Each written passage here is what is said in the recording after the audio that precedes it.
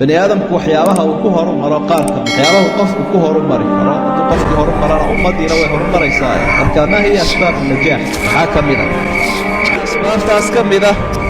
inuu qofku ilaahay weydiisto subxaanahu wa tacaala cilmi naafica oo cilmigu waxyaabaha najaaxa keeno weeye ummaddu inay cilmiga ilaahay barida cilmiga ku dadaasho cilmigii naaficahna ilaahay baryaan ka diinta iyo ka dunyadaba markay aqooni jirto waa asbaabu najaax diintaad ka horumaraysaa dunyadaad ka horumaraysaa qofku wax badan oo cidhiidhi ku noqon lahaa ama uu ka warwari lahaa ama nolosha ka xumayn lahaa ayuu ka nasanaya waayo qofka cilmiga iftiin buu dhex socdaa iyo waddo furan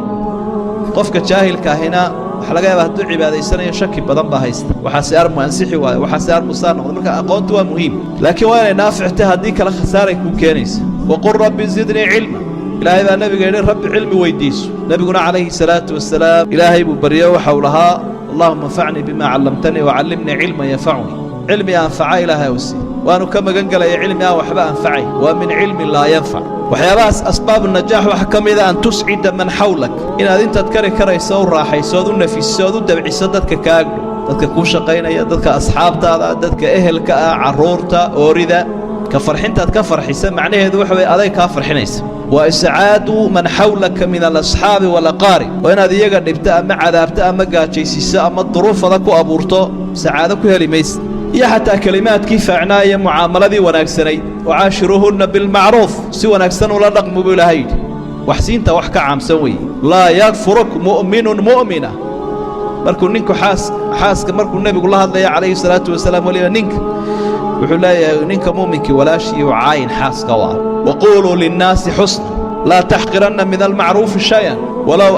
an talqa akhaaka biwajhin daliiq weji wanaagsanba walaalkaa kula kulano waxaa ka mid a waxyaabahaas ku keenaya sacaadada laa tufatish cuyuuba alaakhariin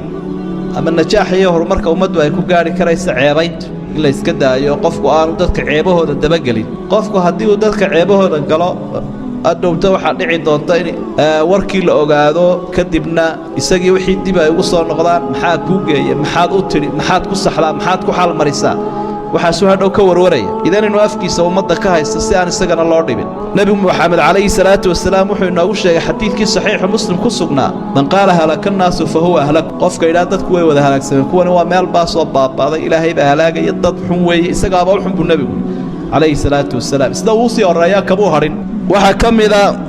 waxyaabaha sacaadada qofka muuminka ama ummadda islaamku way qaadataa inay wax waayaan waxyaabo badanoo kale laakiin dulliga inaanay aqbalin walilaahi alcizatu walirasuulihi walilmu'miniin ilaahay rasuulkiisu cisi bay leeyihiin marka qofka muuminka iscaadkiisa iyo waxaa ka mida najaax inuu helo in had iyo jeer wixii dulli ka dhigaya aanu aqbalin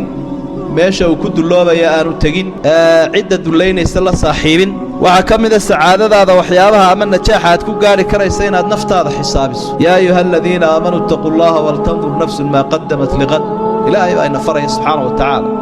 intaan aroorta la gaadhin oo aakhiro ah qof waliba wixii uu sameeyey ha sii eega buu ilaahay leeyahay waltandur nafsun maa qadamat liqad way nagu yarta inaad tidhaahda maxaa kaa dhacay sidaad maalka u xisaabiso marka xisaab xidhka sanadkii inaad tidhaahdo bal camalkii sanadka xisaab xidh ku samee maxaa kuu kordhay cilmigaaga cibaadadaada khayrka horumarka sidoo kale habeenkii iyo maalintii aad xisaabtanto